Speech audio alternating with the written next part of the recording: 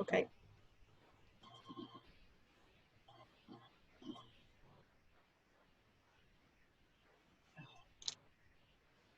Right, got it. Can you all Sorry, Julie, can you let Francis in? Sorry to interrupt. That's right. Okay. Right, can you all see my PowerPoint? Yeah, good eye. Okay, so the importance of supervision is what we're talking about. So I'm going to start this off by asking you guys a question. So you'll need to unmute yourself. Oh, can you see that? Because I've got you sitting right in front of, just going to move you over to the other side of my screen. So just to get feedback from you, can you please all tell me what you feel supervision is and what its purpose is? Support for me. Sorry, can I just ask Marcia, how do you know Francis is waiting? I've got nothing. Oh, she asked me, could you let me into the meeting? I've got nothing that's come up.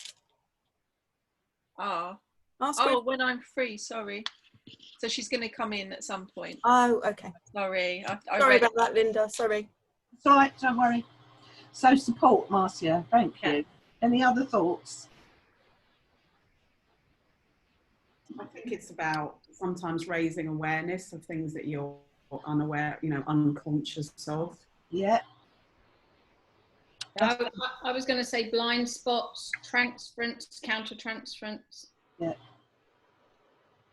Being able to sort of offload things, issues that you have yourself regarding supporting people.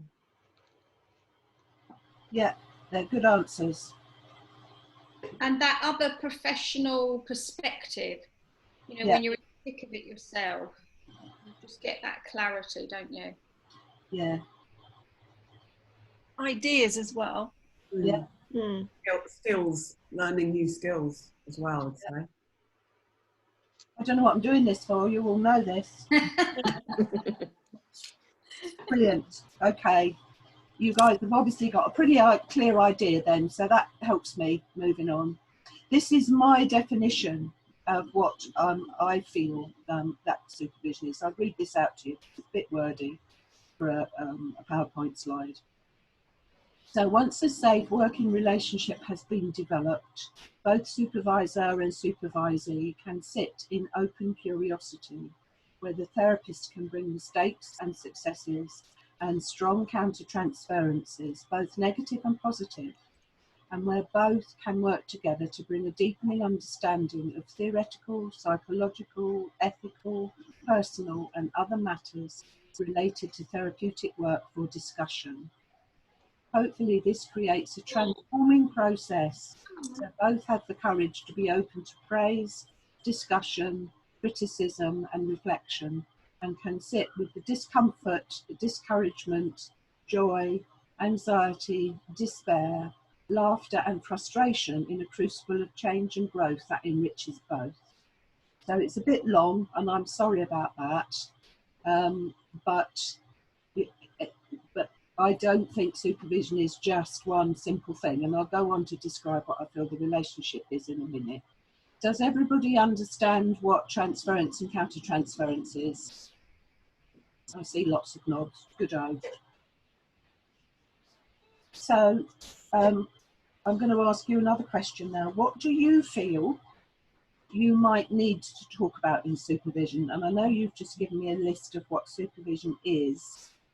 But I'm guessing from your answers you've all experienced supervision. Have you? Yeah, you all have. That's it. No, that's interesting, isn't it?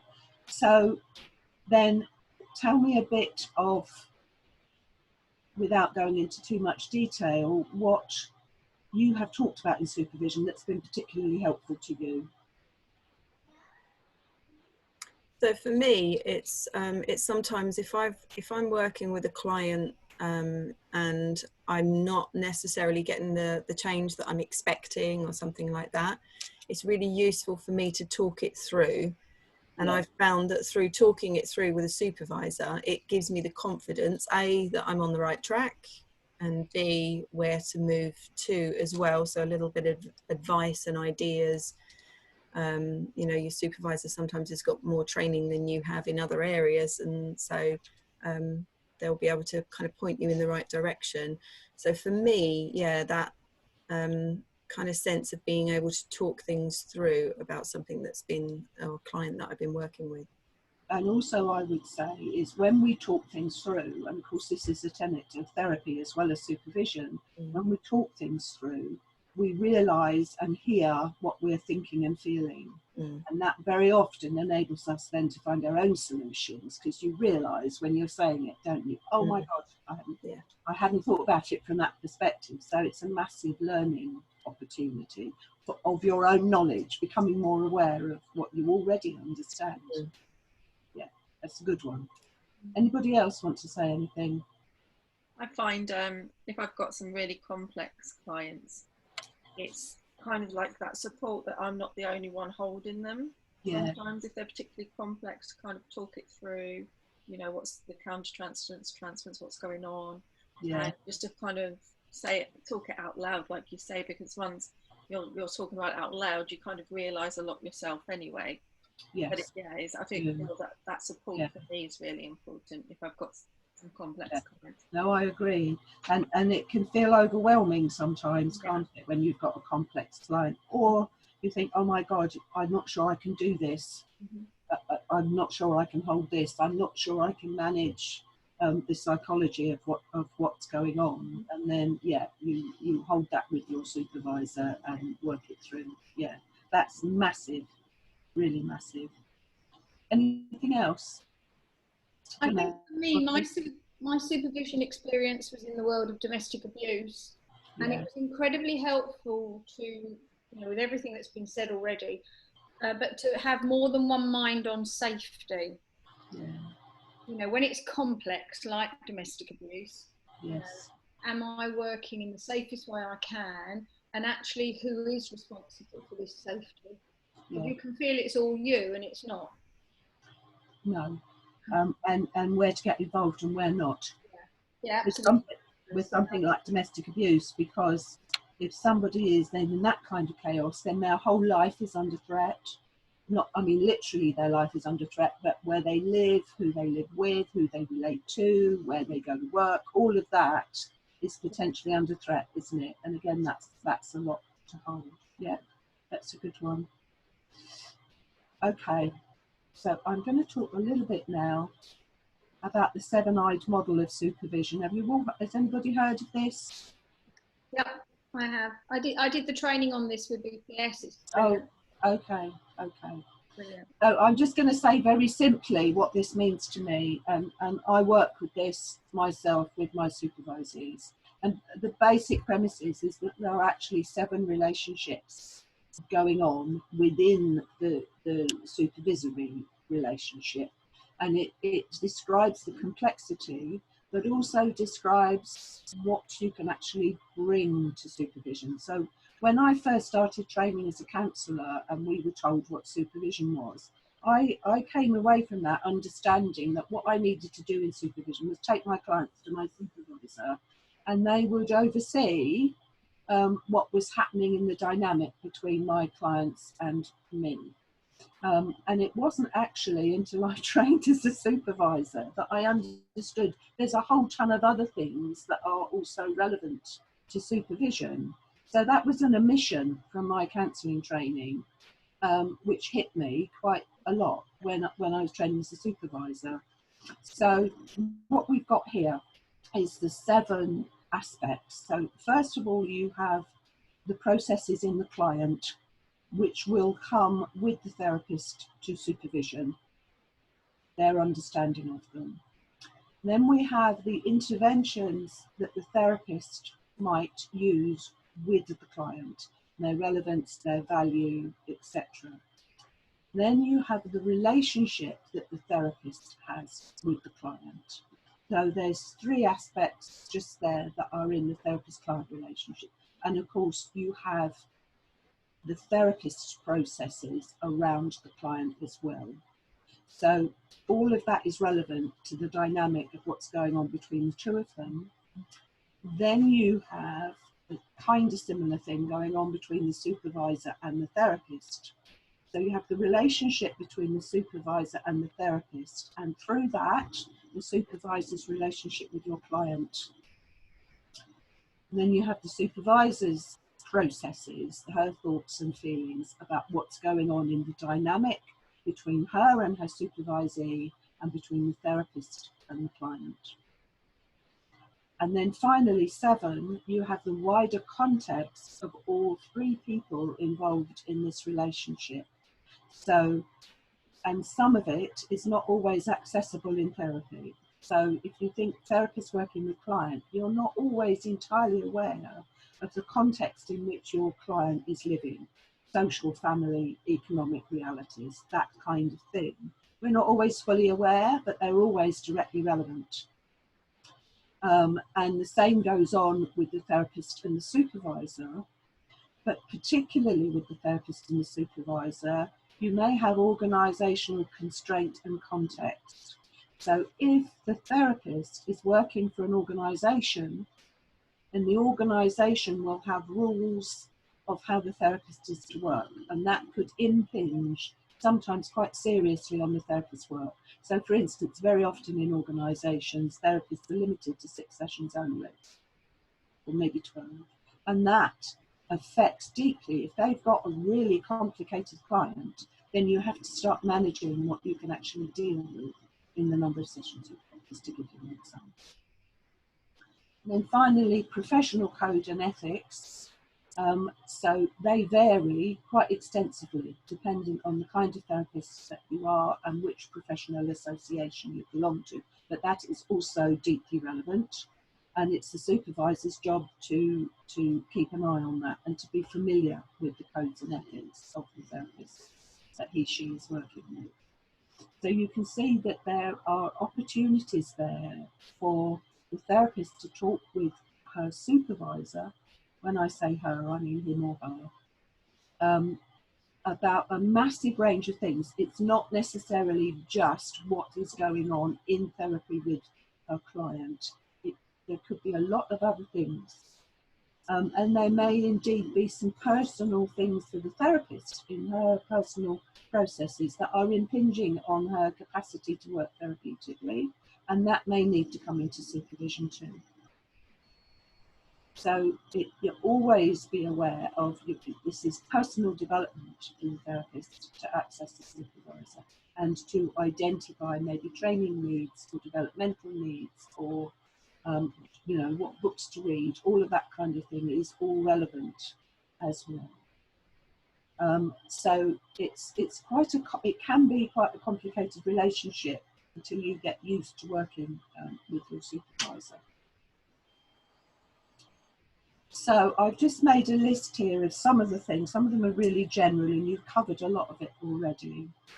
But I've just put a list of some of the things that I've come across that you maybe weren't even expecting in therapy that you might need to refer to your supervisor about. So you have a suicidal client, and that may be somebody you've even worked with for a long time and you were unaware they were suicidal, and they come in one day and they say they've got suicidal thoughts. You might panic and wonder what the hell to do, and that's where your supervisor would come in. The same thing with domestic abuse, or indeed any kind of abuse. If you've not dealt with that before, you need to know what to do. Where would you get support if somebody complains about you to your professional association? Because at that point, the professional association will cease supporting you and start supporting the client. And where do you go with it? You're going to feel on your own. Yes, you've got your insurance, so you speak to your insurance company, but you really need somebody to walk you through the process, and you'd go to your supervisor. Something said in the session upsets you, and the next one triggers you into your own grief, your own stuff, in inverted commas. And where do you go with that? You need to own that. If something is happening that is relating to you personally, or a client has said or done something that has upset you, how are you going to manage that in your relationship with your client? You need to be very careful at that point that you don't project your stuff onto them. You need to own it yourself and take it to your supervisor. something has passed between you and your client that plays on your mind, or you're not even quite sure what happened. And I think that can happen quite a lot. That happens quite a lot in ordinary relationships sometimes, let alone in what might be going on with your client. And depending on the kind of therapy that you do, that could happen as a massage therapist. It doesn't necessarily mean that you're a psychological or talking therapist. And then the atmosphere changes between you and your client, and you don't know what to do about it. You don't know how to address it with your client, and you feel maybe a bit confused. And the next item also kind of fits into that. There is a dynamic that you don't understand in conversational body language with your client. So you may have been working with somebody for a long time, you may feel that you know them, and they come in one day and they're behaving differently and they're not telling you about it, or your therapy is not relevant for them to tell you about it, but there's something going on and you don't know what it is. And it's really good then at that point to have a third party to talk it through with and understand, or begin to try and understand what might be happening. And the final thing I thought was, is if you make a mistake, and God, we all do that, don't we? We make a mistake with our client. We say the wrong thing, we might do the wrong thing, we might use the wrong product. If it's a massage thing, I don't know, it could be a million things. I've made more mistakes than I care to own up to, frankly. I think we all do it, we're all human. And that's when you really need to check in with your supervisor and say, I think I've ballsed up. Can we just talk through the ramifications of this? And I've had that happen, I'm sure you all have at some point. And then you want a safe pair of hands where you can just talk it out, have your panic attack, do whatever it is you're going to do, and hopefully move on, organise a plan of action, whatever. So, right, I've just got to move your lovely faces over again because that's on the other side of this one. So supervision for me is about continued growth beyond qualification. It's about an increased understanding of yourself and how you support others. It's about becoming more self-aware. We learn so much more when we talk about things openly in a trusting relationship. And it's about being curious, open-minded, and always willing to learn more. So sometimes you really have to put your butt on the line in supervision and say, I feel really embarrassed and stupid, and I've done something daft, and you need to be able to talk about it. And when I was first training as a counsellor, I found that really difficult to do, because I felt such an idiot, and I thought my supervisor's going to think I'm utter shit, and she's going to report me to my professional body and make me stop working as a counsellor. So I had a lot of fear. And then as you develop a trusting relationship, you begin to realise that that's much less likely unless you do something really serious, of course. And actually, it's a pair of hands to help you steer yourself and to help you to learn and develop. And finally, what I do within my supervision is some business mentoring. So for me, it's okay for somebody to talk about the business aspects of their practice, because therapists are often really good at their therapy, but they may not be quite so hot in running a business or setting up in business if they're just in. So I'm perfectly happy to talk about any aspects of business, including finance and accounting and the dreaded tax man, marketing planning, planning your space to work in, social media, website, your professional association, and I put blah de blah de blah de blah, because often as therapists we think, oh my god, this is the bit I really don't want to do. Some stuff you might not want to do because you want to get on with being a therapist, but you still need to have those things in place and be aware of what's needed. So to me, that's some personal stuff that is also relevant in supervision and fine to talk through. And here endeth the end. I don't know quite how long that took, but hopefully it was about 10 minutes anyway. So has anybody got any questions about anything I've said or any other aspect of supervision? So how structured would you say supervision is, Linda? Is it is there a structure to it, or What, would to you the say session, do you mean? yeah? No, not in that sense. So it's therapist led most of the time. Mm. So the therapist will come with whatever they want to talk about. Whether mostly it will be clients, because so I can't take all of my clients to supervision because I have too many in an hour and a half in a month. But I will cherry pick maybe ones that I'm struggling with a bit more, or something that's come up that I need to plan about, or I've got a new client that I haven't introduced to my supervisor. So I will take those. I give my supervisor a list of all of the clients that I'm working with every month.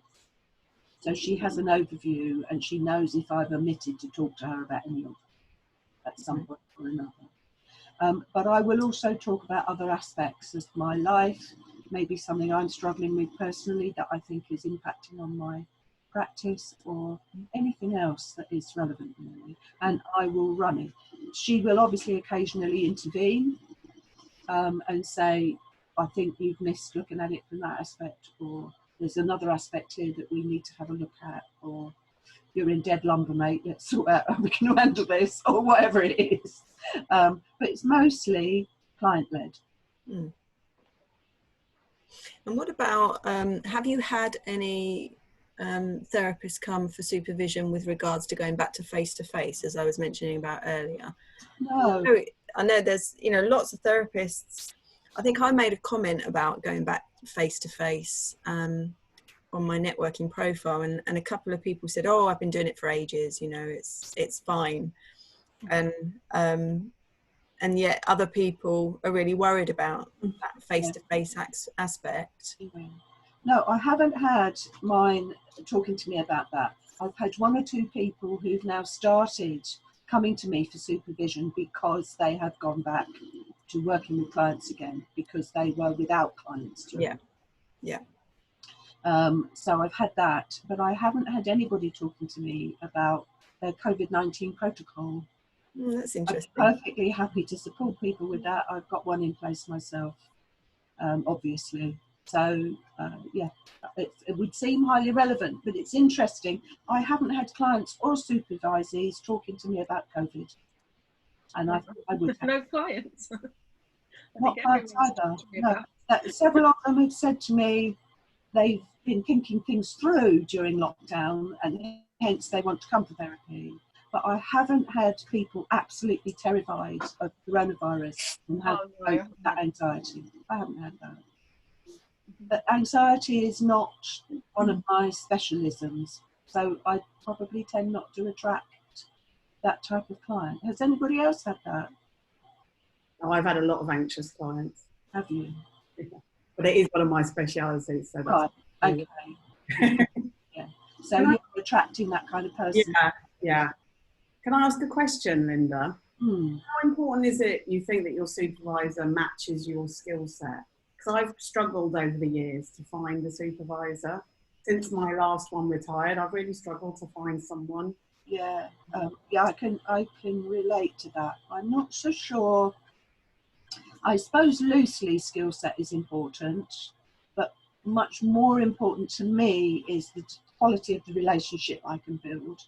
And I have struggled in the past finding a supervisor that can work with me and the woo-woo end of things, because I'm also a healer and I combine that in the work that I do. And I've had one or two supervisors look down their nose at me because they don't want to work with that. Yeah. So in the end, I looked for the most qualified supervisor I could find. The one I have now is a doctor of psychology. She's also a psychotherapist and a counsellor, and she's quite woo-woo oriented. And I worked with her for the last 2.5 years, and we have developed quite a strong relationship that I find incredibly supportive. She's the best I've ever had, but it's taken me 10 years to find her. I've had one or two others who were very good, and their theory base didn't matter. Okay. And they were accepting of what I do, but didn't understand. Yeah. I had to try and explain healing to people, and that's quite tough actually if people don't understand anything about it or the boundaries of it. So I think theory matters up to a point. Okay. But I've supervised massage therapists and reflexologists, healers and counsellors and psychotherapists. So, and I've found that even with massage, you're talking about similar kinds of things in supervision. So I would happily work with any kind of therapist. I also work with an animal healer and communicator and work with her as well. So that kind of thing matters less, I think, as long as you feel you can build a trusting relationship and accept each other and each other's play. Sometimes it's really nice to work with somebody with a different theory base because both of you learn masses from that. Yeah, I work with somebody, my previous supervisor was very clinical, which I'm not at all. I'm probably more the woo end. Although my training is very clinical, but I don't really work in that way anymore. And that was actually quite useful. And in fact, she changed some of her practices as well, because I think she became a bit more convinced about less clinical interventions. Interesting. Yeah, but since she retired, and I've really struggled since then to find anyone who's difficult, open-minded enough, I think. Oh, that's a shame, and I have come up against that. Yeah. But there are plenty of supervisors out there. You've just got to shop around, really. I know it's difficult, but I think the more experienced you get as a therapist, the better you are at finding the right supervisor for you, because you kind of formulated yourself and you kind of know how you're working. Yeah, I've had a few one-off meetings, but I just didn't click. No. Keep going, you'll find the right one. I ended up, I think, before I started working with mine, I think I saw about 6. Oh, okay, well that gives me faith then. That gives me because you do start to wonder if it's you. I think we're also very different, and even with counselling and psychotherapy, each individual therapist works differently. Whatever theory base, you bring your whole self into the therapy, don't you? So we all work differently. So it is important to find somebody, I mean, that you like them, but obviously not in friend terms, but you feel that you can trust that they have the authenticity and the honesty that you want. So mine will say to me, she did yesterday, I was telling her about 2 particularly difficult exchanges I had had.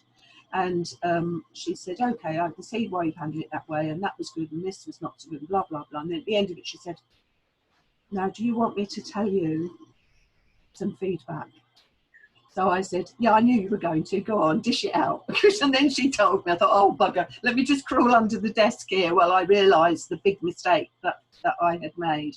But I know when she feeds back to me, it's honest and straightforward. There's no game going on.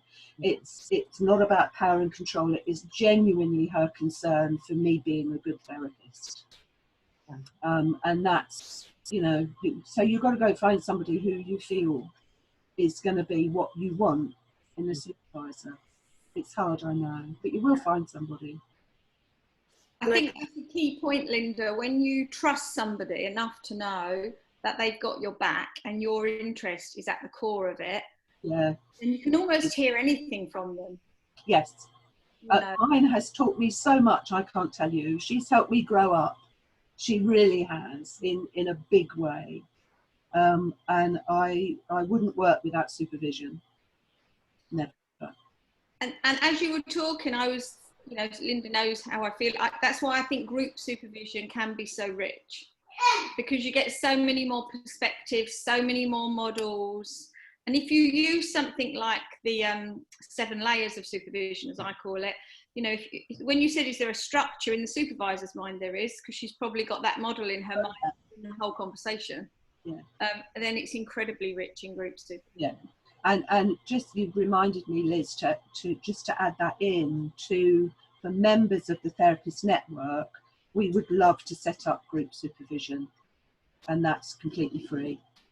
And Liz and I know, are waiting for more people to inquire about it. So it's on the website for members. If you want to be in group supervision and you're a member, let me or Liz know, and we'll set the group up. Once we've got 3, we could set it up, actually, and would grow it probably to a maximum of 6. And the way I see group supervision or supervision is literally supervision. Absolutely. Collective vision. It's not the hierarchical model with some top. It's literally that collective supervision. Yeah, it is. And that's the thing about supervision. The supervisor has professional responsibility for the therapist with them. So although the supervisor is not the boss of you, if you do something that is unethical, it is their responsibility to manage that with you and to let your professional body know if it comes to it. So most of it is not managerial, most of it is 2 equals in the room, but that's why the supervisory relationship can feel really complicated sometimes. She is overseeing your work in that sense. Do we have a separate list of supervisors within the network, Linda? That's a very good question. I can't answer. I think Claire might have. I'll ask her. I don't think I've put on there that I've trained as a supervisor with BPS. May need to ask. There's the supervisors group set up on the Therapist Network website for all qualified supervisors, because we're trying to set up a group. But that may be as specific as it's got about supervision. Right. I was just thinking from Joanne's point of view, it might be useful if we had a list of people that we could say from the network who are supervisors. Indeed, yeah. Good idea. I'll speak to Claire about it, and perhaps email me, Joanne, if you're interested in that. And then we'll yeah, you're muted. Yes, that would be great, because I've only been back in the UK for 2 months after 13 years away, so I'm okay. Yeah, that's like my #1 priority, is finding a supervisor. Yeah. And are you a counsellor? Yeah. Yeah. I trained here, and then I've been working overseas for 13 years. So yeah. I'll see if we can do that for you, Joanne. If you email me, okay. Then I'll put my email in the chat. Then that will be a reminder sitting in my inbox until I get a chance to speak to Claire to extract it out of our database. I'm not going to talk while I type, because I tend to type gobbledygook. Linda, I'm just going to ask a question while you're typing then. Do you see the supervision group as being supervisor-led? I mean, how do you... No, I didn't think so. No, a meeting of equals, I would say. Yeah. And we kind of all supervise and share with each other. I don't know, not supervisor-led at all. Even if there's any supervisors in the room, it won't be necessary. Yeah. It could be mixed therapists as well, as far as I'm concerned. Mm. As long as people understand how to use supervision, that would be enough for people to join if they're interested. Because I think that adds something really interesting into the mix as well. Mm. Francis, I love your backdrop there. Hello, Liz. Thank you. Okay. Hi. Hi, Francis. How are you? Hi, Liz. Hi, everyone. Hi, Francis. Hello, Marcia.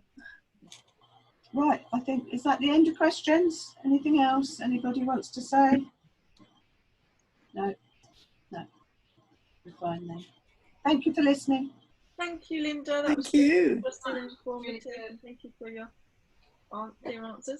Thank you. So it sounds like we only need one more person for the start, maybe. I think so, yeah. So does it sound, it's like a peer supervision, Linda? Yeah. By the sounds of it, yeah. Yeah, sounds good. Mm. Another thing, actually, Linda, that might be useful for anyone who perhaps hasn't had supervision is cost-wise. What would you expect to pay for supervision, and how long would a supervisory session be? So a supervisory session is the same as a counselling session, so it's 50 minutes. I charge 60. The costs vary, different supervisors. My supervisor charges me about the same. Okay. So you pay some money and you take the choice. Really. Probably anywhere between 50 and 70, I would say.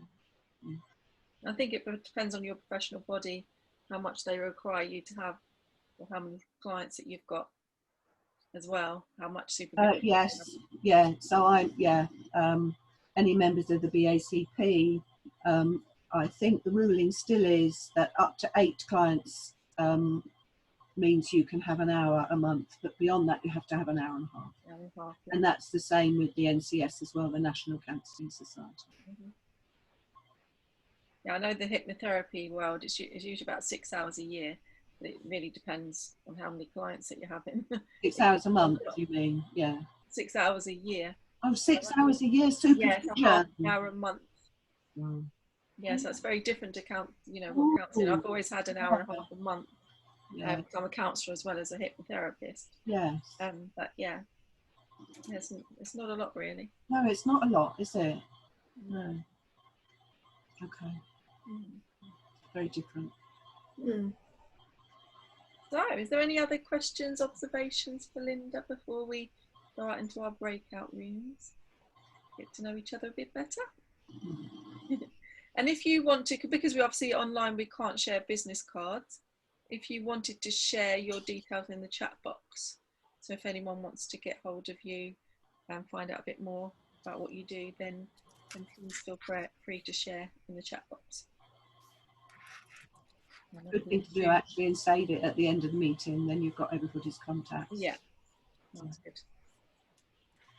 I think Judy's going to sort out the breakout rooms. Yeah, let me have a look. How long are we going to be in there for? So we've got 10 minutes, we do? 15? Yeah, so should we do 15 minutes? Yeah. So let me create rooms. Sorry, it's been a while since I've done this. So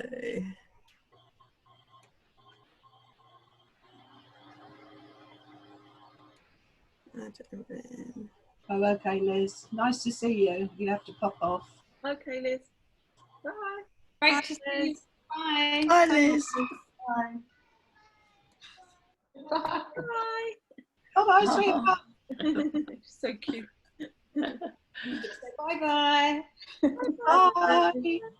Nice to see you. I think these Zoom meetings have definitely developed the language of bye. Here we go.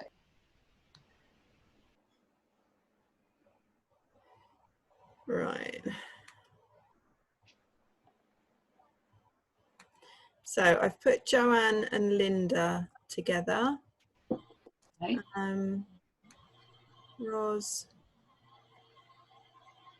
Breakout 3. Sorry, I'm really slow at this. Don't worry. So I've put Ros and Marcia together, and then Francis, it'll invite you to a room, and then I'll drop in and join you because I can't assign myself, so I'll drop in and join you. Okay. Right. So we have about 15 minutes if that's okay with everyone. Yes. Brilliant. Lovely. I'm opening the rooms now. Lovely.